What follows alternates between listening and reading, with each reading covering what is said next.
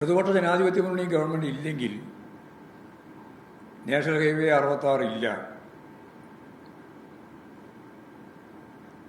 BJP നേതാവ് മുരളീധരൻ പറഞ്ഞത് ഈ റോഡ് വന്നതാണ് അടിസ്ഥാനപരമായ പ്രശ്നം എന്നാണ്.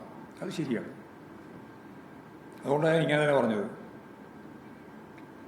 LDF ഗവൺമെൻറ് ഇല്ലായിരുന്നുവെങ്കിൽ നാഷണൽ ഹൈവേ 66 ഇല്ല. അതിനെപ്പറ്റി അതിന് അജണ്ടയിലേ ഇല്ല. അതുണ്ടായി. മാത്രമല്ല, കേന്ദ്ര ഗവൺമെൻറ്റിനോട് ഇടതുപക്ഷ മുന്നണി ഗവൺമെൻറ് UDF അവസാനിപ്പിച്ച് വെച്ച അജണ്ട തുറക്കാനും ഫയലുകൾ ഇങ്ങോട്ടേക്ക് കൊണ്ടുവരാനും ശ്രമിച്ച ഘട്ടത്തിൽ അവർ പുതിയ ഡിമാൻഡാണ്, ഇന്ത്യയിൽ ഒരു സംസ്ഥാനത്തോടും പറയാത്ത ഡിമാൻഡാണ് കേരളത്തോട് പറഞ്ഞത്. അതായത് ഭൂമി നിങ്ങൾ ഏറ്റെടുത്ത് തരണം. ഇന്ത്യയിലെ ഒരു സംസ്ഥാന ഗവൺമെൻറ്റിനോടും നാഷണൽ ഹൈവേയുടെ ഭാഗമായിട്ട് നാഷണൽ ഹൈവേ അതോറിറ്റി ആവശ്യപ്പെട്ട ഒന്നല്ല അത്. ഇവിടെ ഉമ്മൻചാണ്ടി ഗവൺമെൻറ് ഭൂമി ഏറ്റെടുക്കാൻ തീരുമാനിച്ച ഘട്ടത്തിലും അത്തരത്തിലൊരു നിലപാട് കേന്ദ്ര ഗവൺമെൻറ് സ്വീകരിച്ചിരുന്നില്ല. പക്ഷേ അവിടെ ഇവിടെയും ചില പ്രശ്നങ്ങൾ ഉയർന്നു വന്നപ്പോൾ ഉമ്മൻചാണ്ടി ഗവൺമെൻറ് അത് പൂർണ്ണമായിട്ട് ഉപേക്ഷിച്ച് പോയി. ഇനി ഭൂമി ഏറ്റെടുക്കുന്ന പ്രശ്നമില്ല എന്നവർ പറഞ്ഞു. ആ സാഹചര്യത്തിൽ ഇടതുപക്ഷ ജനാധിപത്യ മുന്നണി അതിൻ്റെ പ്രകടന പത്രികയിലും ഗവൺമെൻറ്റായി അധികാരത്തിൽ വന്നപ്പോൾ അപ്പോഴും ശക്തിയായ ഇടപെടൽ നടത്തിക്കൊണ്ടാണ് നാഷണൽ ഹൈവേ 66 സംബന്ധിച്ചിടത്തോളം കേരളത്തിൻ്റെ ഏറ്റവും പ്രധാനപ്പെട്ട പദ്ധതി എന്ന രീതിയിൽ അതിന് ജീവൻ നൽകിയത്. അപ്പോഴാണ് അവർ പറഞ്ഞത് ഭൂമി ഏറ്റെടുത്ത് തരണം. അത് വിലപേശി അവസാനം ഭൂമി ഏറ്റെടുക്കുന്നതിൻ്റെ 25% പണം കേരളം നൽകാം എന്ന് സമ്മതിച്ചിട്ടാണ് ഏതാണ്ട് 6000 കോടി രൂപ സംസ്ഥാന ഗവൺമെൻറ് കിഫ്ബി വഴി നൽകിയിട്ടാണ് നാഷണൽ ഹൈവേ തത്വത്തിൽ അംഗീകരിച്ച് നടപടി സ്വീകരിച്ചത്. അതിൻ്റെ ആദ്യം മുതൽ അവസാനം വരെയുള്ള മുഴുവൻ കാര്യങ്ങളും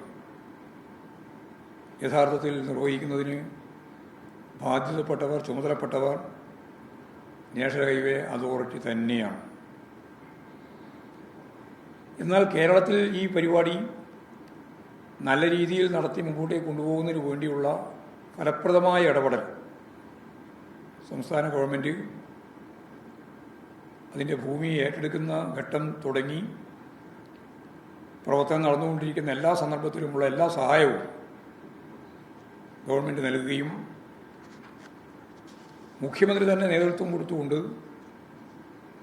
ഉണ്ടാവുന്ന പ്രശ്നങ്ങളെല്ലാം പരിഹരിച്ച് മുമ്പോട്ടേക്ക് പോകുന്നതിനുള്ള സഹായം നൽകുകയും ചെയ്തിട്ടുണ്ട്.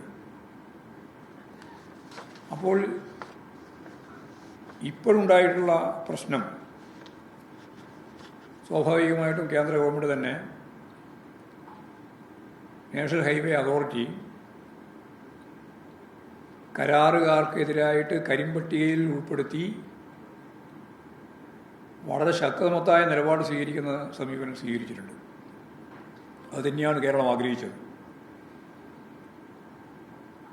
ഈ എടുത്ത നിലപാട് സംബന്ധിച്ച് ഗൗരവപൂർവ്വം പരിശോധിക്കുമ്പോൾ മണ്ണിടിച്ചിലുണ്ടായിട്ടുണ്ട്, റോഡ് പല ഭാഗങ്ങളും തകർന്നു പോയുന്ന സാഹചര്യം ഉണ്ടായിട്ടുണ്ട്, മഴ വരുന്ന സന്ദർഭത്തിൽ വലിയ രീതിയിലുള്ള മണ്ണ് ഇടിച്ചിലുണ്ടായിട്ടുണ്ട്. ഇങ്ങനെ പല പരിപാടികളും പരിഹരിക്കപ്പെടേണ്ടുന്ന പ്രശ്നമായിട്ട് ഇപ്പോഴും നാഷണൽ ഹൈവേയുടെ ഭാഗമായിട്ടുണ്ട്. ഇതിൽ ചില കരാറുകാരെ സംബന്ധിച്ച് പുറത്തു വന്ന വിവരം, ഇലക്ട്രൽ ബോണ്ടിൻ്റെ ഭാഗമായിട്ട് വലിയ സംഖ്യ ഇലക്ട്രൽ ബോണ്ട് കൊടുത്ത കമ്പനികളാണ് ഇതിൻ്റെ ഭാഗമായിട്ട് കരാറുകൾ കൈകാര്യം ചെയ്ത് വന്നിട്ടുള്ളത്.